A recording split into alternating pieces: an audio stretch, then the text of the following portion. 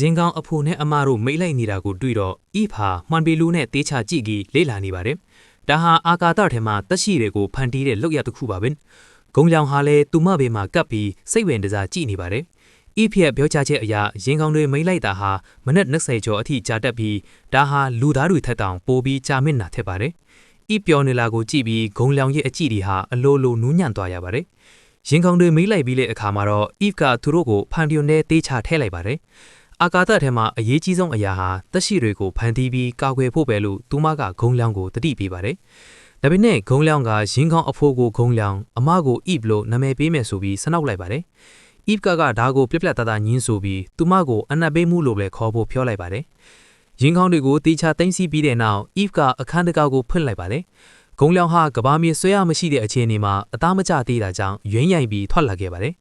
အာကာသစခန်းမှာသူဟာသိပ္ပံပညာရှင်တော်တော်များများနဲ့ဆုံတွေ့ဟာပြီးအဲ့ဒီတဲကတယောက်ဖြစ်တဲ့ကန်စုဟာဂုံလောင်ရဲ့ရီးစားဟောင်းကိုဝင်းရဲ့ရီးစားဟောင်းထိနေပြန်ပါတယ်။မိတ်ဆက်ပြီးတဲ့နောက်ဂုံလောင်ဟာသူယူလာတဲ့အရသာဆုံးရေခဲမုန့်တွေကိုလက်ဆောင်အခေဝေပေးလိုက်ပါတယ်။တကယ်တော့အဲ့ဒီအရသာရှိတဲ့ရေခဲမုန့်တွေထဲမှာဂုံလောင်ရဲ့အာကာသတာဝန်နဲ့ပတ်သက်တဲ့လျှို့ဝှက်ချက်တစ်ခုရှိနေပါတယ်။ဥက္ကဋ္ဌကြီးရဲ့တားဖြူသူဟာကလေးမရနိုင်တဲ့ယောဂရှိနေတာကြောင့်ဥက္ကဋ္ဌကြီးမှာစိတ်ပူနေရတာကြားပါသည်။လွန်ခဲ့တဲ့အချိန်အတန်ကြာကသူ့ရဲ့ချွေးမဖက်သူမင်းဂျုံကသိပ္ပံနည်းကျသူတေသနာတစ်ခုအရာကဘာမြေဆွဲအားမရှိရဲ့အာကာသထဲမှာပုံမှန်မဟုတ်တဲ့တုပ်ပိုးတွေဟာပြန်လဲကောင်းမွန်လာနိုင်တယ်ဆိုတဲ့အစီရင်ခံစာကိုတင်ပြခဲ့ပါတယ်။ကုမ္ပဏီကိုစက်ခံမဲ့သူရရှိဖို့အတွက်မင်းဂျုံကဂုံလောင်ကိုအာကာသထဲလွတ်ခီသူမရဲ့မျိုးဦးကိုအဲ့ဒီမှာလျှို့ဝှက်တန်းတေးအောင်ဖို့အကြံပြုခဲ့တာပါ။ဥက္ကဋ္ဌကြီးရဲ့အမိန့်ကိုရတဲ့အခါဂုံလောင်ကအစပိုင်းမှာညင်းခဲ့ပါတယ်။လူသားမျိုးဦးကိုအာကာသထဲတည်သွားတာဟာစီကားနဲ့မညီညွတ်လို့ပါ။ဒါပေမဲ့ဥက္ကဋ္ဌကြီးကသူ့သားရဲ့တုပ်ပိုးတွေကိုအာကာသထဲအရင်ပို့ထားပြီးပြီလို့ဖြုံဖြောလိုက်ပါတယ်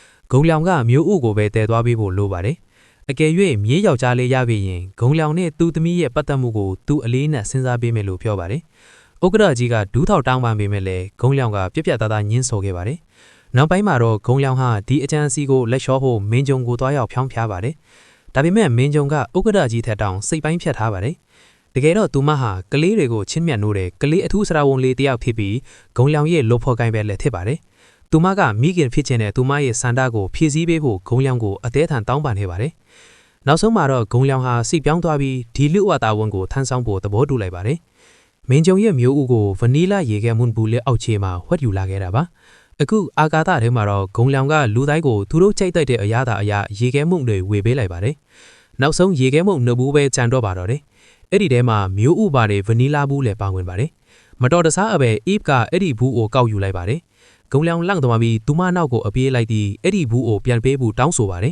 ။ဒါကူအိဖ်ကတန်တရားသွားပေးပါတယ်။အာကာသထဲလာရင်ကိုပိုင်ပစ္စည်းမသမျှစရင်ပေးသွင်းရမယ်ဆိုတဲ့စီကန်းရှိလို့ပါ။ဂုံလောင်ကအကုန်စရင်ပေးထားတယ်လို့ညင်းပေးမဲ့လေအိဖ်ကလက်မလျှော့ပါဘူး။ဂုံလောင်စရင်ပေးထားတာကရေခဲမုံငါဘူးပဲဖြစ်ပြီးဒီဗနီလာဘူးကစရင်ထဲမှာမပါတာကိုသူမသိနေပါတယ်။ဂုံလောင်ဟာပြပြတသားနဲ့လိန်ပြောလိုက်ပါတယ်။ဒါကမတော်တဆပါလာတဲ့ရေခဲမုံခွာလိပါဘာမှအရေးမကြီးပါဘူးလို့လိန်ပြောလိုက်ပါတယ်။ဒါပေမဲ့အိဖ်ကအထဲမှာအန်တီရရှိတဲ့အရာကခုဝှက်ထားတယ်လို့တန်တရားရှိတာကြောင့်ရေခဲမုံကိုအရေးပြောသွားအောင်မီးဘိုးထဲထိလိုက်ပါတယ်။ဂုံလောင်ကအမြန်ပြန်ထုတ်ဖို့ကြိုးစားပေမဲ့လည်းအိဖ်ကနောက်ကနေတနက်နဲ့ချိန်ထားတာကြောင့်ငြိမ်နေရပါတယ်။အိဖ်ကအရေးပြောသွားတဲ့ရေခဲမုံကိုယူပြီးစမ်းသက်ဆက်ထဲထည့်ပြီးစစ်ဆေးလိုက်ပါတယ်။ကံကောင်းစွာပဲအဲ့ဒီရေခဲမုံမှာအစိတ်တောက်တောင်လုံးဝမရှိကြောင်းအဖြေထွက်လာပါတယ်။အိဖ်ကစိတ်အေးသွားပြီးရေခဲမုံတစ်စုံကိုဂုံလောင်ကိုကျွေးလိုက်ပါတယ်။တန်တရားမဝင်ဆောင်ဂုံလောင်ဟာအဲ့ဒီရေခဲမုံကိုစိတ်မပါပဲစားလိုက်ရပါတယ်။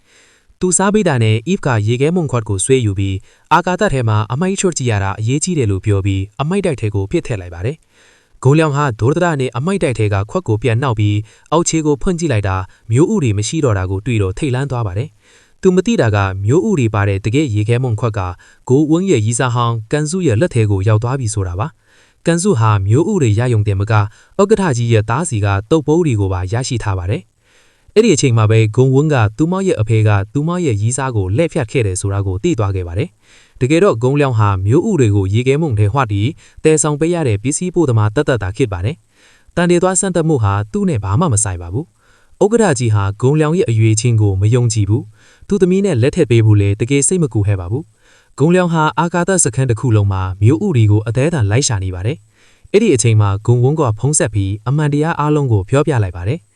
အမှန်တရားကိုသိလိုက်တဲ့ဂုံလောင်ဟာကန်စုစီကိုချက်ချင်းသွားပြီးမျိုးဥတွေကိုပြန်တောင်းပါတယ်။ ဒါပေမဲ့ကန်စုကလက်ဟန်ကြီးဟန်လီတလိမ့်နဲ့ပဲဂုံလျောင်ကိုအာကာသထဲမှာအယုတ်တလူလိုလွင်ဆင်းသွားအောင်လုပ်လိုက်ပါတယ်။ကန်စုကဂုံလျောင်ကိုစင်းရဲသူတထေးသမီးနဲ့မတားနဲ့သူလို့စော်ကားပြီးဂုံဝိုးနဲ့သူကသာတကယ်လိုက်ဖက်တာလို့ပြောပါတယ်။ကန်စုဟာသိပ္ပံပညာရှင်တဲမကကဘာလုံးပန်ကလုပ်ငန်းစုရဲ့အမွေဆက်ခံကြီးလည်းဖြစ်ပါတယ်။ဒါပေမဲ့ဂုံလျောင်ကအလွယ်လက်လျှော့မဲ့သူမဟုတ်ပါဘူး။သူဟာဥက္ကဋ္ဌကြီးနဲ့သဘောတူညီမှုရထားပြီးသားပါ။အာကာသထဲမှာကလေးမရနိုင်တဲ့သူတွေအတွက်ဆေးရုံတစ်ခုတီထောင်ပေးဖို့ဆိုတဲ့မြင့်မြတ်တဲ့ရည်ရွယ်ချက်နဲ့ဂုံလျောင်ဟာဒုတိယမြောက်နေ့ကိုအာကာသစခန်းမှာဆက်လက်ဖျက်ထမ်းခဲ့ပါတယ်။အဲ့ဒီအချိန်မှာပဲစခန်းထဲမှာအချက်အလန့်တွေစူညံသွားပါတယ်။စမ်းသက်နေတဲ့ကြွက်မလေးကတခြားကြွက်နှကောင်ကိုကိုက်နေတာကြောင့်ဖြစ်ပါတယ်။မြေချင်းထုံးချုပ်မှုစခန်းကအဲ့ဒီကြွက်မလေးကိုတတ်ဖြစ်ဖို့ Eve ကိုအမိန့်ပေးပြီးမယ်။သူမကတော့အာကာသထဲမှာတက်ချီတစ်ခုကိုတတ်ဖို့အယမ်းကြောက်နေပါတယ်။ရုတ်တရက်ကြွက်မလေးဟာနှလုံးရက်သွားပါတယ်။ဂုံလျောင်ကမွေးကင်းစကလေးလေးကိုသူ့အချင်းပေါင်း100ကျော်လောက်ခဲ့တဲ့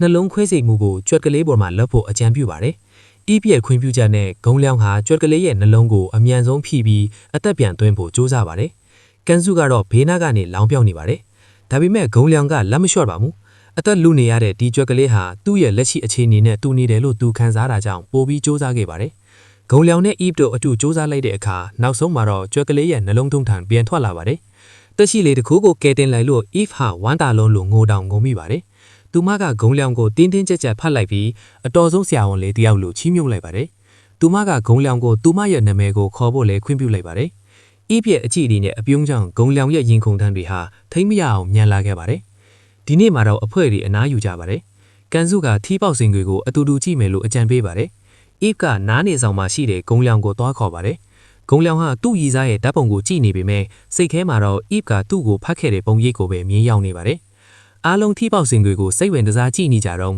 ကန်စုကကော်ဖီဖြော်ပေးမယ်ဆိုပြီးထွက်သွားပါတယ်။အမှတ်တော့ကန်စုဟာတန်းကကွေးလာနဲ့ကိုခိုးဝင်ပြီးဂုံလျောင်ယူလာတဲ့မျိုးဥတွေကိုတန်တေအောက်ဖို့ပြင်ဆင်နေတာပါ။ကန်စုဟာအာကာတော့ထဲမှာတုပ်ပိုးတွေကိုပုံမှန်ဖြစ်အောင်လုပ်နိုင်ခဲ့ပါတယ်။ဂုံလျောင်ယူလာတာကြောင့်ကန်စုကမျိုးဥခွနှလုံးကိုပဲတန်တေအောင်လုပ်လိုက်နိုင်ခဲ့ပါတယ်။သူကဥက္ကဋ္ဌကြီးကိုခေါင်းဆက်ပြီးမြေး9ယောက်ရတော့မယ်လို့သတင်းကောင်းထုတ်ပြပါတယ်။ဥက္ကဋ္ဌကြီးကလည်းဂုံလျောင်ထက်ကန်စုကိုပဲအားကိုးမိသွားတာမှန်သွားပြီလို့ဝမ်းသာနေပါတယ်။ဂုံလျောင်ဟာမျိုးဥတွေကိုခိုးယူဖို့ရေခဲတိတ်တာစီကိုသွားပေမဲ့လှုပ်ရနံပါတ်ကိုမသိပါဘူး။အဲ့ဒီအချိန်မှာပဲ Eve ကမနက်ဖြန်မှာပျက်စီးနေတဲ့ဆိုလာပြားတွေကိုပြင်ဆင်ဖို့အတွက်အာကာသထဲမှာလမ်းလျှောက်ရမယ်လို့ကြေညာလိုက်ပါတယ်။ဒါဟာဂုံလျောင်အတွက်မျိုးဥတွေကိုပြန်ခိုးဖို့အခွင့်ကောင်းပါပဲ။ကန်စုလည်းအပြင်ထွက်ရမှာဖြစ်တာကြောင့်ဂုံလျောင်က Eve ကိုအာကာသထဲလမ်းလျှောက်ရင်းနဲ့ပြန်မလာနိုင်တဲ့အခွင့်အရေးရှိသလားလို့မေးပါတယ်။ Eve ကဒါဟာအញ្ញမ်းအန်တွေများပြီးလက်အုပ်လေးနည်းနည်းပေါက်ယုံတာနဲ့2မိနစ်အတွင်းသေးနိုင်တယ်လို့ပြန်ပြောပါတယ်။ Eve ကိုယ်တိုင်လည်းအပြင်ထွက်ရမှာဖြစ်တာကြောင့်ဂုံလျောင်ကသူမရဲ့ဘေးကင်းစေးအတွက်စိုးရိမ်နေပါတယ်